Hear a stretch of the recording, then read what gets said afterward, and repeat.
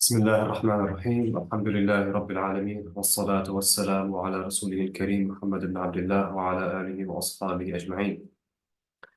Last time we stopped off in the recommended actions of ghusl, and today we are going to finish it off, as well as other ahkam related to other rulings related to janaba. وفضائله, its recommended actions. Last time we said البداية بغسل النجاسة.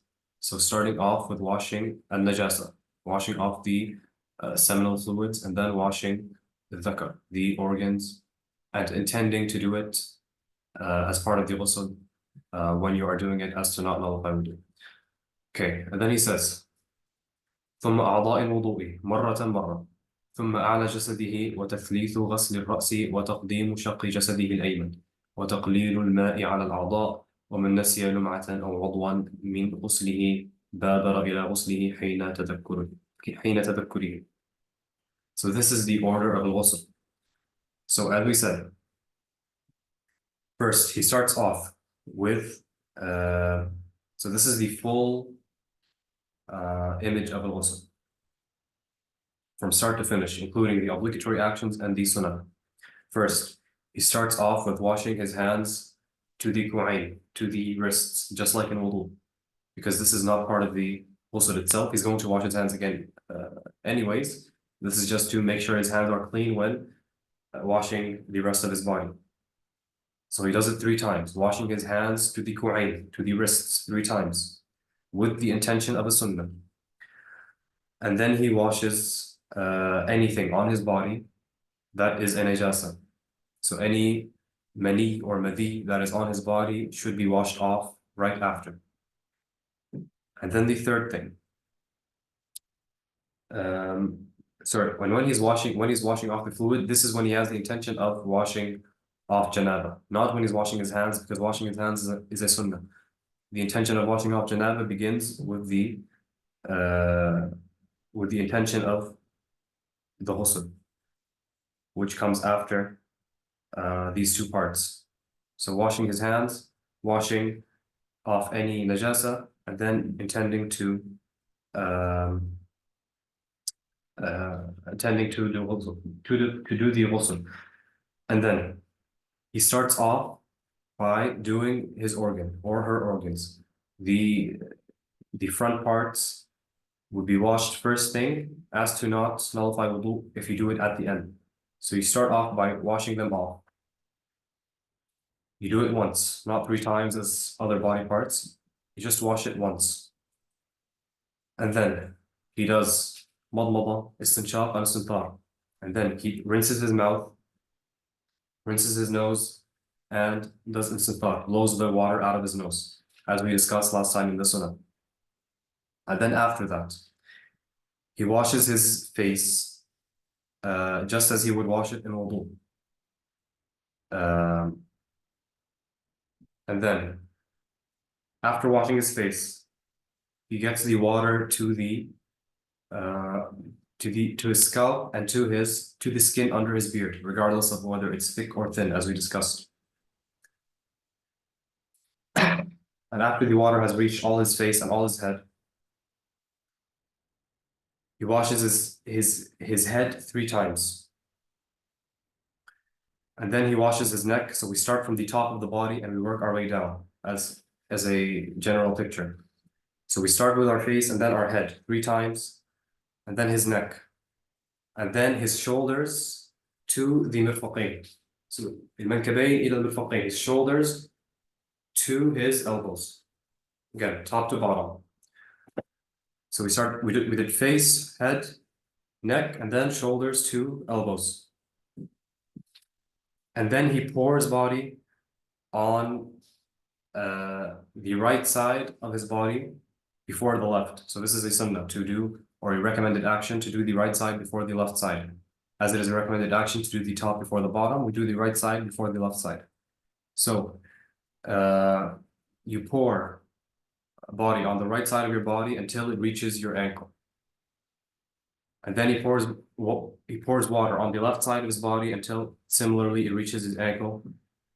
And then he washes his body, meaning he uses his hand or he uses something else to wash, not just, as we said, in the Maliki madhab, pouring water does not count as washing. It does not fit the definition of ghusl, of washing. Rather, something must be rubbing or going along with the water on your body.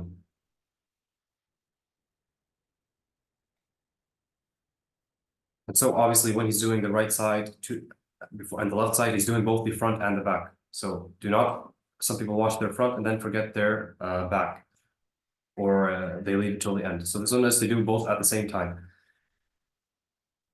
And then that is the order. So we do, again, to repeat, because there's a lot of steps. First, we wash our hands to the wrists, and then we wash off any najasa, any mani or madhi, we wash it off, and then we make the intention of raf al-hadath al-akbar, removing the state of janaba, and then we do the sunan of wudu, and then our face, the head, and making sure the water reaches the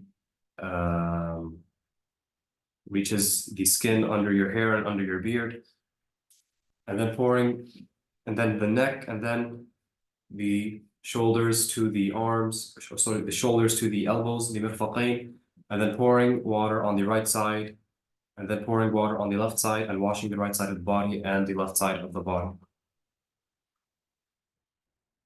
طيب. As we said, فينوي عنده ثم أعضاء الوضوء مرة ثم أعلى جسده وتثليث غسل الرأس. So as we said, washing the head 3 times. وتقديم شق جسده الأيمن, preferring the right side of his body, doing it before the left. This is a recommended action, as we said. وتقليل الماء على الأعضاء ومن نسي لمعة أو عضوا من غسله بادر إلى غسله حين تذكره. So, is everything done 3 times unless stated otherwise? No, we said the only thing is the head. وتثليث غسل الرأس. Only the head is washed 3 times. ثم أعضاء الوضوء مرة. So the parts of wudu, so the feet, the face, and the arms to the elbows, those are 1 time each. Unlike wudu, the only thing we do 3 times is the head, and this is to make sure that the water is reaching the scalp and the skin under your beard. And it's recommended action even if the water reaches from the first time. طيب. So, وتقليل الماء, so using a minimum amount of water is also recommended. And then he says, ومن نسي لمعة أو عضوا من غسله بادر إلى غسله حين تذكره. So whoever remembers a part of his body or a part of his body or a part of that body. So either he remembers his arm was not washed, or he remembers part of his arm was not washed. He washes it as soon as he remembers. ولو بعد شهر, even if after a month. وأعاد ما صلى قبله وإن أخره بعد ذكره بطل غسله. So he goes and washes that part of his body as soon as he remembers. And if he remembers and yet he delays, so I remember, for example, 1 hour later, I'm supposed to do ghusl as soon as I can. I go and do ghusl immediately. If I purposely delay this ghusl, say I'll do it, after 3 or 4 hours, then the entire ghusl is void. And this is because, as we mentioned, one of the conditions of the ghusl is al-muwala or al-fawr.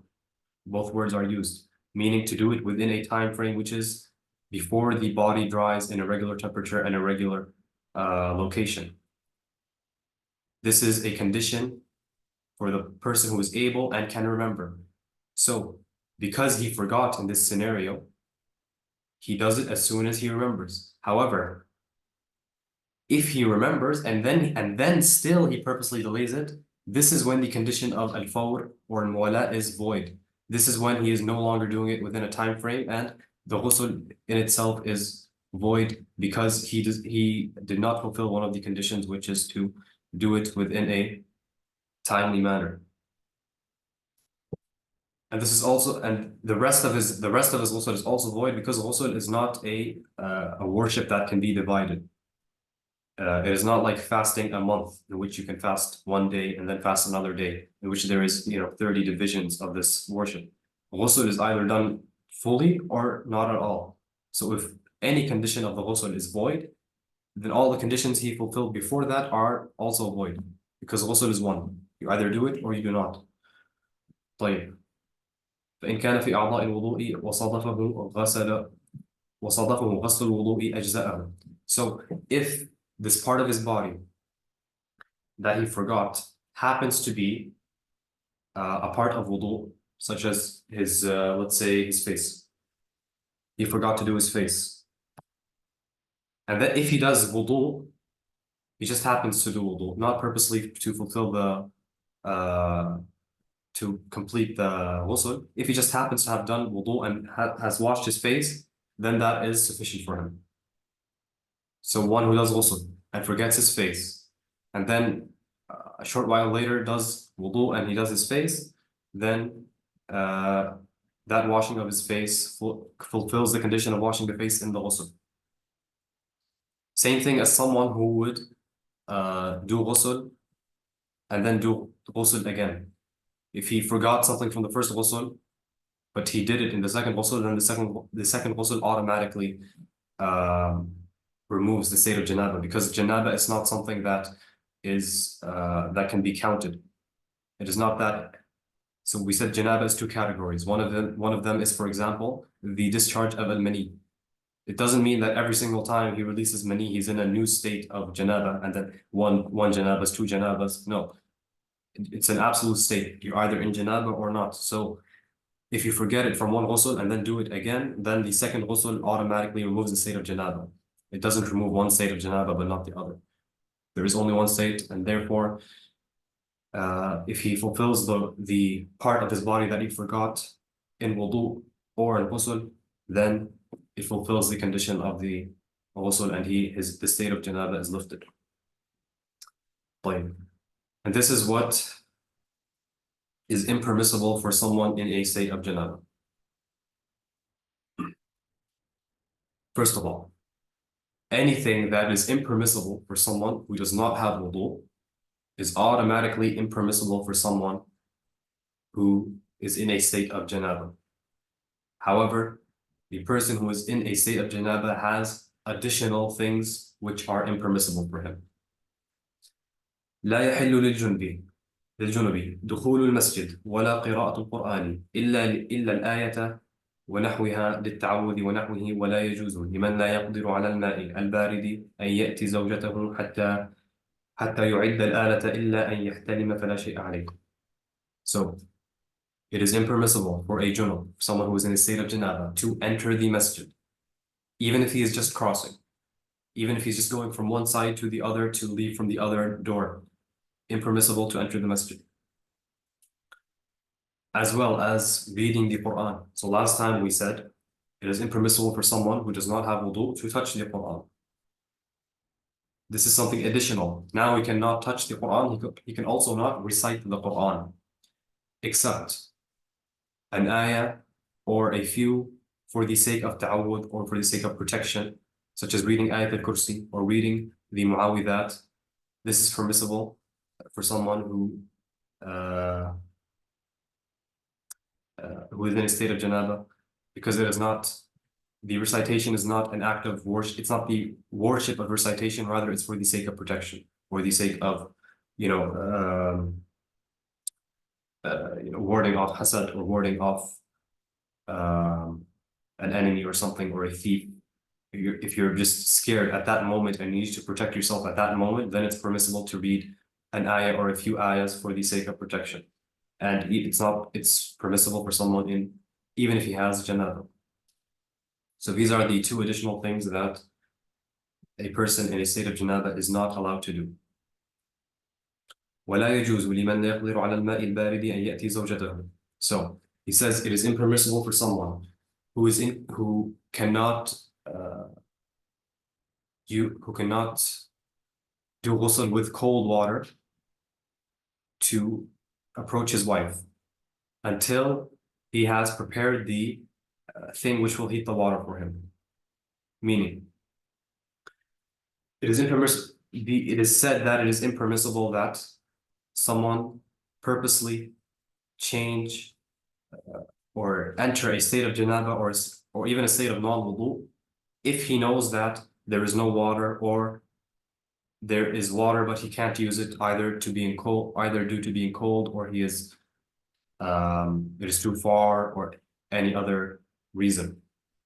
What is meant here is an impermissibility of karaha, not hurma, meaning it is disliked for someone to purposely enter a state of janaba if he does not have water or he cannot use the water, and in both cases he would enter a case of tayammum or a state of permissibility of using tayammum. So it is said that someone who has wudu, he cannot break his wudu, or it is disliked for him to break his wudu if breaking that wudu would lead him to doing tayammum. Similarly, it is impermissible for someone who is not in a state of janaba to enter a state of janaba if there is no water or he can't use the water, because that would make him enter a state in which he needs to do tayammum. Again, this is a karaha. And yes, the text here, it implies a hurma, it implies a strict impermissibility rather than a karaha or a disliked action. What is the difference? Something that is haram is something that you are punished for doing and rewarded for avoiding, whereas something that is makruh or disliked is something that you are rewarded for avoiding, however, you are not punished for doing. So someone will not receive ithm or bad sins for doing this action. Now, the hurma here, or the implied hurma here, is actually very common in the madhab. In fact, even in the major texts such as Risalat ibn Abi Zayd and even in Mukhtasar Khalil, the wording implies strict impermissibility, hurma, making it haram. However, Imam al-Dardir corrects this and says that it is a common habit for people in the madhab to make it seem impermissible, whereas it's actually simply disliked. And he has a few sentences about this in Sharh al-Saghir, his famous commentary, which is used in the madhab. And that is the end of janaba. Inshallah, next time we will enter tayammum.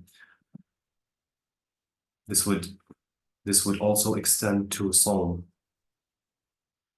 Muhammad, what's your question about what would also extend to Sawm? The state of janaba.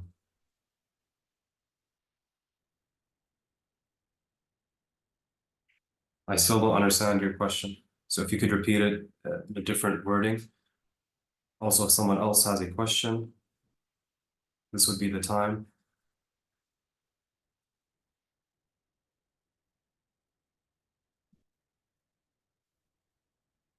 Also, all free to turn on your microphones if you have a question.